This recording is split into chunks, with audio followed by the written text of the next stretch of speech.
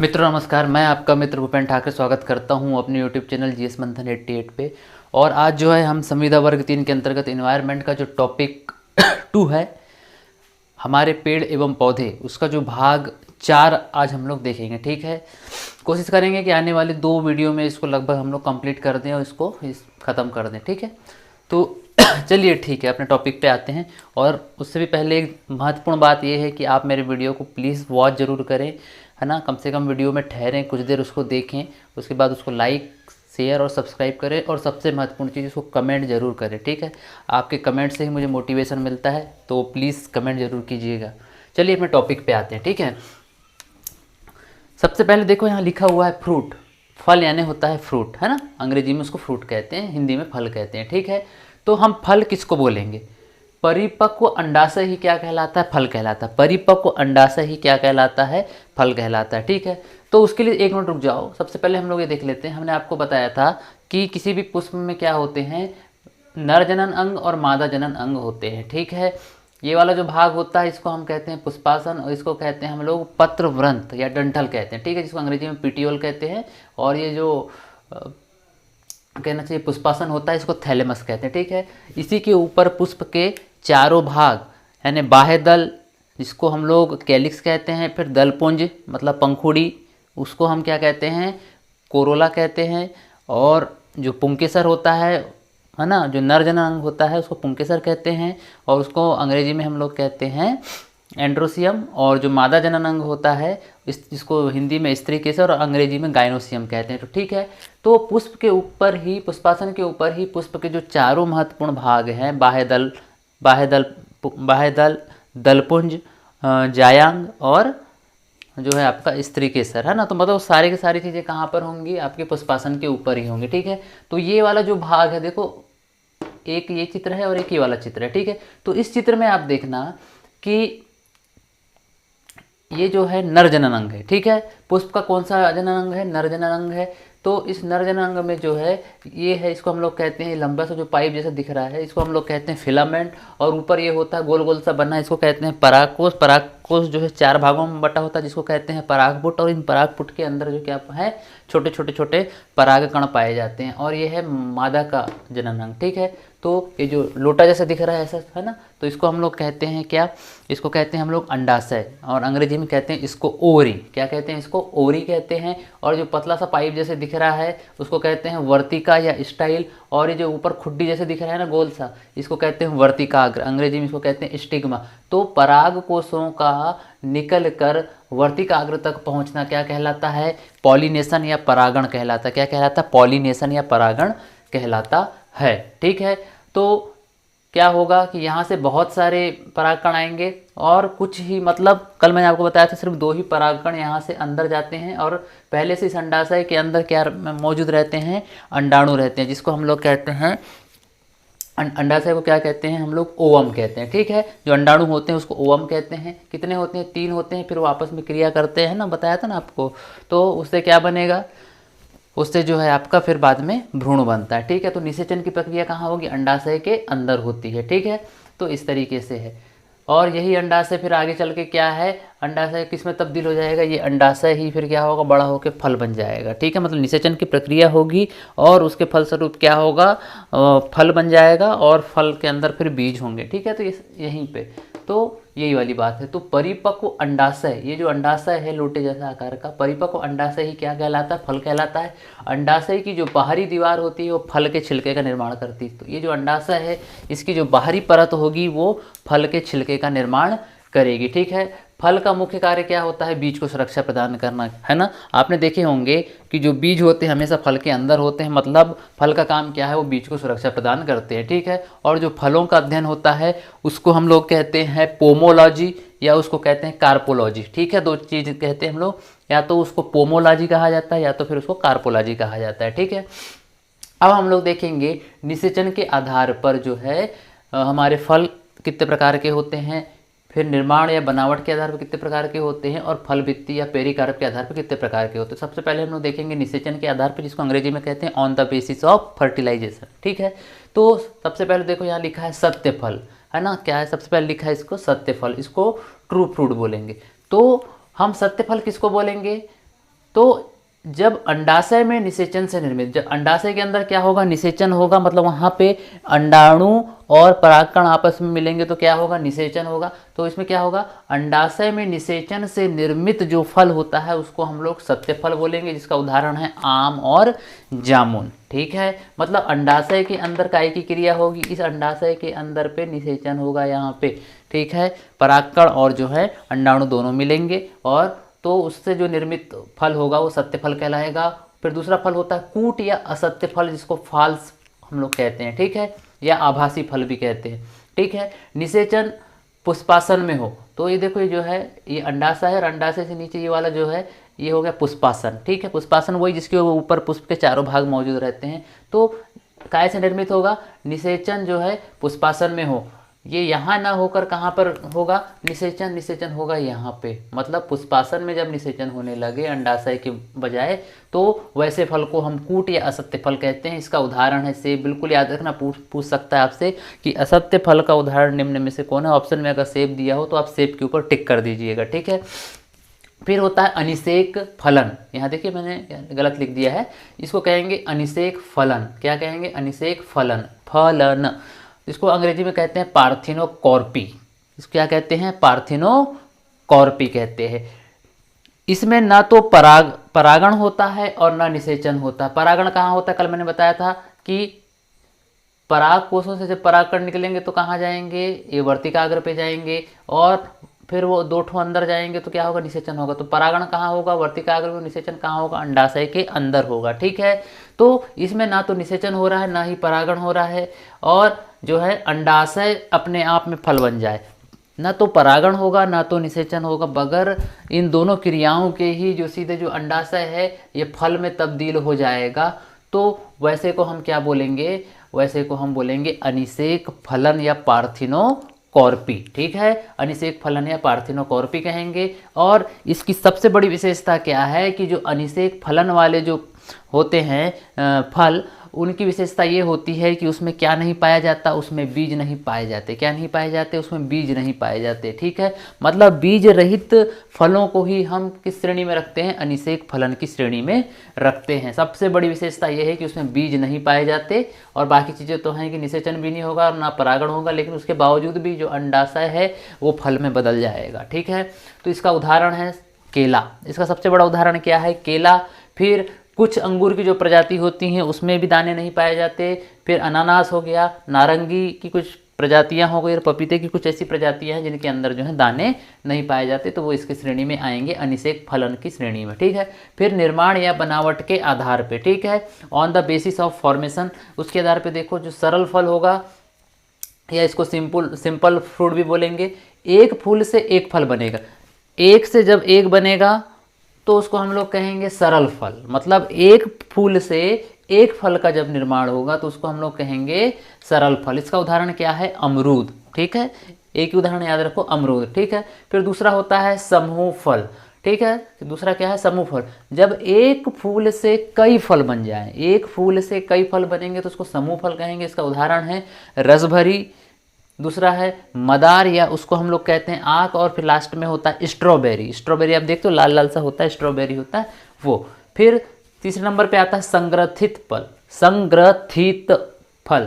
ठीक है, फल के निर्माण में अंडाशय के साथ साथ दलपुंज भी भाग लेता है। ठीक है, फल के निर्माण में अंडाशय तो भाग लेगा ही लेगा, लेकिन उसके साथ में जो बाहर दलपुंज होते हैं, है ना, दलपुंज समझ रहे हो ना, दलपुंज का मतलब जो पंखुड़ी होती है फूल की, वो भी उसमें भाग ले लें तो क्या होगा, काय का निर्माण होगा, संग्रथित फल का निर्माण होगा। तो और ऐसे फलों की क्या विशेषता होगी, जब सब ऊपर से चिपक जाएगा तो ऐसे फलों की जो खाल है, ऊपर की जो परत है वो काफ़ी मोटी होती। जैसे कि उदाहरण इसका है कटहल और अनानास। कटहल और अनानास किसके उदाहरण है, संग्रथित फल के उदाहरण है। ठीक है, संग्रथित में क्या क्या मिल जाएगा, एक तो आपका अंडाशय भी और अंडाशय के साथ में दलपुंज भी जो है भाग लेगा। ठीक है, वैसी स्थिति में संग्रथित फल निर्मित होंगे, जिसका उदाहरण कटहल और अनानास है। ठीक है, इस बात को आपको समझना है।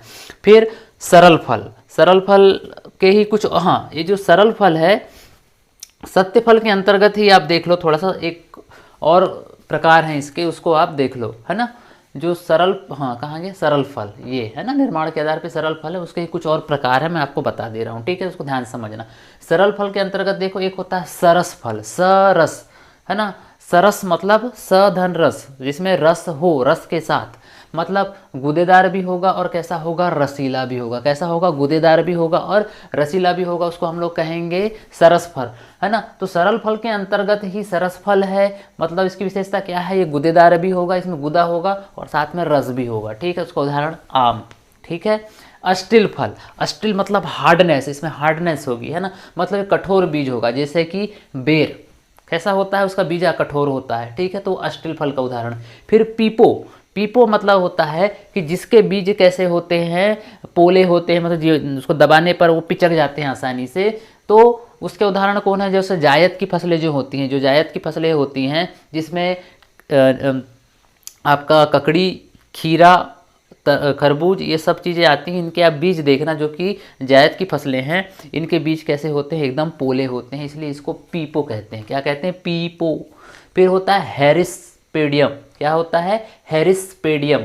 हेरिस्पेडियम में जो होते हैं, जो खट्टे फलों के जो बीज होते हैं, खास तौर पे जो खट्टे फलों के जो बीज होते हैं वो हेरिस्पेडियम टाइप के होते हैं, ठीक है, इतना याद रखो, ये मैंने तरीका निकाला याद करने का, ठीक है। हेरिस्पेडियम मतलब जो खट्टे फलों के जो बीज होते हैं वो इस टाइप के होते हैं ना, आपने देखे होंगे, जैसे नींबू हो गया, संतरा हो गया, है ना, मौसम्बी हो गया, उनके आप वो देखना छोटे छोटे दाने रहते हैं ना। फिर बेरी, जिनके दाने बहुत छोटे छोटे होते हैं, बेरी प्रकार का मतलब कैसा होगा, जिनके दाने बहुत छोटे छोटे होंगे, जैसे कि आपका बैगन हो गया और टमाटर होगा, उनके बीज देखना बड़े बारीक बारीक से होते हैं। फिर पोम, इसको डायरेक्ट याद रखना, पोम होगा सेब और नाशपाती, पोम सेब नाशपाती, पोम सेब नाशपाती, ऐसा करके याद कर लेना। और फिर होगा बेलेस्टा, बेलेस्टा में क्या आएगा, अनानास, बेलेस्टा में कौन आएगा, अनानास, ठीक है। तो इस तरीके से ये चीज़ें हैं, ये सरल फल के ही प्रकार हैं, जो मैंने क्या किया है, इसको नीचे मैंने अलग से कर दिया है, ठीक है, ताकि आपको समझ में आ जाए, इसका ही ये है, इसका ही ये है, और ये बाकी तो हैं ही, ठीक। मेरे पास जगह नहीं थी तो मैंने अलग से इसको समझा दिया, ठीक। अब आप देखिए, फल वित्ती या उसको पेरिकार्प के आधार पे जो है फल को कितने भागों में बांटा जा सकता है, मुख्यतः 2 भागों में बांटा जा सकता है, ठीक है। अब देखो, ये एक फल है, मान लो आम का फल है ना, हमने उदाहरण काय कर लिया, आम का, ये देखो ठीक ठाक सा आम बना लिया हूँ मैंने, है ना, बहुत अच्छा तो नहीं बनाया है ना। तो ये देखो, ये सेंटर वाला भाग है, ये वाला जो दिख रहा है आपको बीच वाला भाग है, और ये वाला जो है बाहर का छिलका और उससे सटा हुआ ये भाग होता है, ठीक है। तो इसको कहेंगे हम लोग, जो छिलके से सटा हुआ भाग है, इसको हम लोग बाह्य फल भित्ति बोलेंगे, जिसको अंग्रेजी में कहते हैं एक्सोकार्प, है ना। और जो बीच वाले भाग और छिलके से थोड़ा अंदर का जो भाग होता है उसको मध्य फल भित्ति कहते हैं, जिसको मीजोकार्प कहते हैं। और जो बिल्कुल अंदर का जो भाग होता है इसको हम लोग कहते हैं आंतरिक फल भित्ति, जिसको एंडोकार्प कहते हैं, ठीक है। एक्सोकार्प, मीजोकार्प, एंडोकार्प, ठीक है। तो इस आधार पर जो है फलों को 2 भागों पर बांटा गया है, ठीक है। मांसल फल, कैसे फल, मांसल फल, ठीक है, जिसमें तीनों भाग स्पष्ट हो, मतलब बाह्य फल भित्ति भी स्पष्ट समझ में आए, मध्य फल भित्ति भी स्पष्ट समझ में आए और आंतरिक फल भित्ति भी स्पष्ट रूप से समझ में आए, तो ऐसे फल को हम मांसल फल कहते हैं। सामान्यतः सभी फल इस श्रेणी में आते हैं, जैसे कि एग्जाम्पल आम, आम का हम लोग सारे भागों को हम देखते हैं ना, उसमें बाह्य फल भित्ति पाई जाती है, मध्य फल भित्ति पाई जाती है और आंतरिक फल भित्ति भी पाई जाती है। अब दूसरे होते हैं शुष्क फल, या जिसको हम लोग कहते हैं मेवा। शुष्क फल को हम लोग क्या कहते हैं, मेवा भी कहते हैं, जिसमें तीनों भाग एक हो जाएं, जिसमें क्या हो जाए कि तीनों भाग कैसे हो जाएं, एक हो जाएं और कुछ समझ ना आए, मतलब पूरे भाग जो हैं एक हो जाएंगे और आपको समझ में नहीं आएगा कि बाह्य फल भित्ति कौन सी है, मध्य फल भित्ति कौन सी और आंतरिक फल भित्ति कौन सी है, मतलब आप समझ ही नहीं सकते, ठीक है। तो उसके अंतर्गत आएगा काजू है, अंजीर है, जितने भी जो ड्राई फ्रूट होते हैं, सूखे फल होते हैं, ठीक है, काजू है, बादाम है, अंजीर है ना। तो इस टाइप की जो चीज़ें होती हैं एक इसके अंतर्गत में आएंगे, ड्राई फ्रूट, शुष्क फल, या उसको मेवा भी कहते हैं। याद रखना, गरीबों का मेवा किसको कहते हैं, बेर को गरीबों का मेवा कहा जाता है, इस चीज़ को आप लोग याद रखना, है ना, एक सामान्य सा प्रश्न है। फिर देखो, बीज प्लस अंकुरण, ठीक है, सीड एंड जर्मिनेशन हमको देखना है कि बीज क्या होता है और अंकुरण कैसे होता है, ठीक है। तो इसको ध्यान से देखो, बीज का निर्माण कहाँ होगा, बीजांड, बीज का निर्माण कहाँ होगा? बीजांड के अंदर बीज का निर्माण होगा, मतलब बीजांड ही बीज में परिवर्तित होगा। और बीजांड कहाँ पाया जाता है? ये जो अंडाशय है ना, अंडाशय के अंदर ही बीजांड पाया जाता है। तो अंडाशय बदलेगा, जब परिपक्व होगा तो अंडाशय फल में बदलेगा और जो बीजांड है वो बीज बन जाएगा, ठीक है। और बाकी तो आपको समझ में आ गया कि जो फल बनेगा तो फल के अंदर बीज अपने आप मौजूद रहेंगे, है ना। तो इस तरीके से है। बीज का कार्य क्या होता है? नई प्रजाति उत्पन्न करना। बीज का काम क्या है कि नई प्रजातियों को उत्पन्न करना, और फल का काम क्या है कि बीज को सुरक्षा प्रदान करना, ठीक है। इस तरीके से याद रखना। बीज के भाग होते हैं, बीज के दो भाग होते हैं मुख्य रूप से। जो बाहरी भाग होता है उसको हम लोग कहते हैं टेस्टा। जो बीज का बाहरी भाग होता है उसको हम लोग टेस्टा कहते हैं, और बीज का जो अंदर का जो भाग होता है उसको हम लोग कहते हैं टिग्मा। टेस्टा बाहरी भाग है बीज का, और टेग्मा जो है बीज का आंतरिक भाग होता है, ठीक है। बाहरी भाग मतलब उसका छिलका, और आंतरिक भाग मतलब उस छिलके के अंदर क्या होगा? बीज मौजूद होगा। तो बीज को ही क्या कहते हैं? टिग्मा कहेंगे हम लोग। हर बीज में छोटा सा छिद्र होता है। हर कोई भी बीज उसमें देखना बहुत बारीक सा छिद्र होता है। किसी किसी में वो छिद्र स्पष्ट समझ में आता है, किसी किसी में बिल्कुल समझ में नहीं आता। हालांकि छिद्र हर बीज में होता है, बारीक सा छिद्र होता है, ठीक है। तो उसको हम लोग कहते हैं माइक्रोपाइल। हर बीज में जो बारीक सा छिद्र होता है उसको कहते हैं माइक्रोपाइल, है ना। आपने चने को देखे होंगे, चने को जब हम लोग भिंगाते हैं तो चने का जो माइक्रोपाइल होता है, जो छिद्र होता है, थोड़ा बड़ा होता है। इसलिए जब हम चने को रात भर भिंगाते हैं तो उसके अंदर पानी घुस जाता है और वो फूल जाता है नमी पाकर, ठीक है। तो उस चीज़ को आप लोग याद रखेंगे। बीज बोते समय क्या है?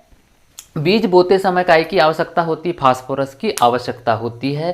तथा जब पौधा बन जाए तो उस समय नाइट्रोजन की आवश्यकता होती है। हमेशा इस प्रश्न को याद रखना। ये प्रश्न पूछ सकता है कि बीज बोते समय सर्वाधिक किस तत्व की आवश्यकता होती है, किस पोषक तत्व की आवश्यकता होती है? तो फास्फोरस की आवश्यकता होती है। और जब वो पौधा बन जाए तो उस स्थिति में जो है नाइट्रोजन प्रमुख आवश्यकता वाला तत्व हो जाता है, ठीक है। अब जर्मिनेशन या अंकुरण को देख लेते हैं। जब बीज निष्क्रिय अवस्था में होता है, जब बीज क्या हो जाए? निष्क्रिय अवस्था में होता है, और जब वो निष्क्रिय अवस्था से उठकर सक्रिय अवस्था में आ जाता है तो उसको हम लोग कहते हैं अंकुरण। अंकुरण में देखते हो कि एक सफ़ेद कलर का डंडी से निकलती है ना, तो हम लोग क्या कहते हैं? वो अंकुरित हो चुका है, ठीक है। बीज अंकुरित हो चुका है। तो बीज कैसा था? शुरू में एकदम निष्क्रिय अवस्था में था, बिल्कुल शांत बैठा था, है ना। फिर उसके बाद वो अचानक से हलचल हुई उसमें और वो फिर सक्रिय अवस्था में आ गया। तो सक्रिय अवस्था में आने के लिए कौन कौन से कारक जिम्मेदार हैं, कौन कौन सी प्रक्रिया जिम्मेदार है, वो हमको देखना है। सबसे पहले तो उसको चाहिए जल। तो जैसे हम सिंपल से एग्जाम्पल लेते हैं हम लोग चने का। तो सबसे पहले हम चने को क्या करते हैं? भिंगाते हैं। क्या करते हैं? उसको भिंगाते हैं पानी में, रात भर भिंगाते हैं। उसके बाद उसको नमी चाहिए, आर्द्रता चाहिए, तो हम लोग हल्के से गीले कपड़े में उसको क्या करते हैं? लपेट के फिर उसको रख देते हैं, ठीक है। उसको हल्की मात्रा में क्या चाहिए? वायु भी मिलनी चाहिए, इसलिए थोड़ा उसको खुले स्थान में रखते हैं। और हल्का सा उसको क्या मिलना चाहिए? टेम्परेचर भी मिलना चाहिए। जब ये चारों चीज़ें मिलेंगी तभी क्या होगा? आपका बीज निष्क्रिय अवस्था से सक्रिय अवस्था में आएगा। ये चारों चीज़ जब मिलेंगी तब ही जो है आपका काय का निर्माण हो पाएगा, आपका अंकुरण की प्रक्रिया हो पाएगी। अंकुरण हेतु जिब्रेलिन नाम का हार्मोन उत्तरदायी होता है, ठीक है। अंकुरण हेतु कौन सा हार्मोन इंपॉर्टेंट होता है? जिब्रेलिन। जब हम पादप हार्मोन पढ़ेंगे, प्लांट हार्मोन पढ़ेंगे तो उसमें देख लेंगे कि कौन सा हार्मोन किस काम में आता है, ठीक है। अंकुरण के लिए मृदा, पोषण, खाद, सूर्य प्रकाश की कोई आवश्यकता नहीं होती, ठीक है। तो अंकुरण के लिए न तो मृदा चाहिए क्या? मृदा चाहिए क्या? नहीं चाहिए। उसको पोषण चाहिए मतलब खाद चाहिए उसको, वो भी नहीं चाहिए। सूर्य का प्रकाश चाहिए क्या? वो भी नहीं चाहिए। ये कोई चीज़ नहीं होगी, लेकिन ये चीज़ें होनी चाहिए तभी आपका अंकुरण हो पाएगा। ये चीज़ें नहीं भी हैं तो अंकुरण हो जाएगा, ठीक है। तो इन चारों चीज़ों को याद रखना। अंकुरण होने के लिए 4 फैक्टर, 4 कारक महत्वपूर्ण होते हैं, ठीक है।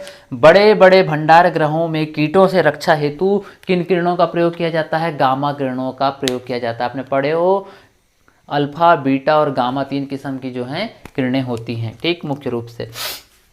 फिर बड़े भंडार गृहों में बीजों में नमी को बरकरार रखने के लिए, जो बड़े बड़े भंडार गृह होते हैं उसमें जो बीज होते हैं, बीजों को नमी उनकी नमी को बरकरार रखने के लिए, यानी बीजों की नमी बनी रहे उनमें, इसलिए क्या किया जाता है कि ऊपर से एक प्रकार का पेस्ट लगाया जाता है। और ये पेस्ट काय का बना होता है? ये पेस्ट मुख्य रूप से बना होता है काय का? फास्फोरस का ही ये बना होता है। ठीक है, क्यों? क्योंकि ऑलरेडी जो है, जो फास्फोरस है, ये ना तो अंदर की नमी को बाहर जाने देता है और ना बाहर की नमी को बीज के अंदर जाने देता है। इसलिए काय का पेस्ट लगाया जाता है फास्फोरस का। और फास्फोरस का पेस्ट लगाने का एक कारण और भी है कि जब बीज बोते समय काय की आवश्यकता होती है? फास्फोरस की। इसलिए जानबूझकर फास्फोरस का ही जो है उसका प्रयोग किया जाता है पेस्ट के रूप में, है ना। तो इस चीज़ को याद रखेंगे आप, है ना। परिपक्व अंडाणु क्या कहलाता है? फल एक सामान्य जानकारी। परिपक्व बीजांड जो है बीज का निर्माण करेगा। अंडाणु बीजांड दोनों अंडाशय के अंदर बनते हैं। एक तो अंडाणु भी कहाँ पे रहता है? अंडाशय के अंदर। अंडाणु कहाँ रहेगा? अंडाशय के अंदर। बीजांड भी कहाँ रहेगा? अंडाशय के अंदर। तो अंडाशय ही जो है, अंडाणु के अंडाशय हो जाएंगे और वो अंडाशय ही क्या हो जाएगा? बाद में विकसित होकर फल बना लेगा। और जो है बीजांड जब विकसित होगा तो वो क्या बनाएगा? बीज का निर्माण कर देगा। ठीक है, और दोनों किसके अंदर मौजूद होते हैं? ये अंडाशय के अंदर, मादा का जो अंडाशय है लोटे जैसी आकृति वाला, उसके अंदर। ठीक है, तो इस तरीके से आप इन चीज़ों को याद रखेंगे, है ना। आई थिंक सारी चीज़ें आपको समझ में आ गई होंगी। ऐसा कुछ है भी नहीं, है ना। इसमें एकदम सरल तरीके से मैंने बताने की कोशिश की है।